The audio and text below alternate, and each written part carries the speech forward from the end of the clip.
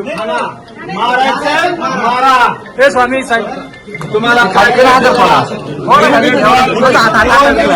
माझा उमेदवारी अर्ज मी स्वतः आल्याशिवाय सूचकामार्फत घेऊ नये. कुठल्याही प्रकारच्या माघारीच्या अर्जावर मी सही केलेली नाही.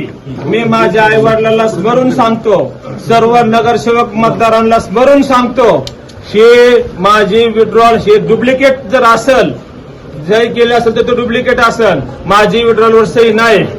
जर चुकीच्या पद्धतीने जिल्हाधिकारी साहेबांनी जर निवडणूक अधिकाऱ्यांनी काम केलं असेल तर मी आत्मदहन करणार आहे. हे माझा पणन महासंघाचा राजीनामा, त्यांना पणन महासंघ लागतंय ना, घ्या. हे पणन महासंघाचा राजीनामा. राष्ट्रवादी काँग्रेस पक्षाचा कार्यकर्ता आहे मी, दादांचा कार्यकर्ता आहे.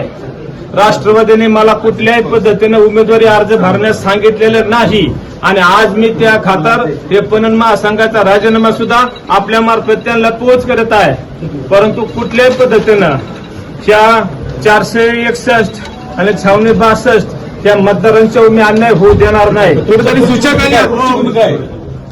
माझा व्हॅलिड अर्ज करावाच लागल. विषय असा आहे, ऐका, विषय असा आहे, तुम्ही कोणाला प्राधिकृत केलं होतं का? बिलकुल केलेलं नाही. तुमच्या सूचकाने माघार घेतलेली आहे, बिलकुल केलेली नाही. मी सही केलेली नाही. मी प्राधिकृत कोणाला केलेलं नाही.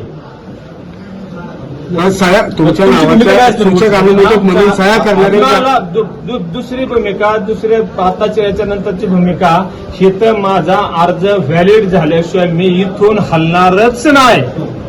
इथून माझं एक तर मी जाईल मंजूर करून, अन्यथा माझं धड जाईल.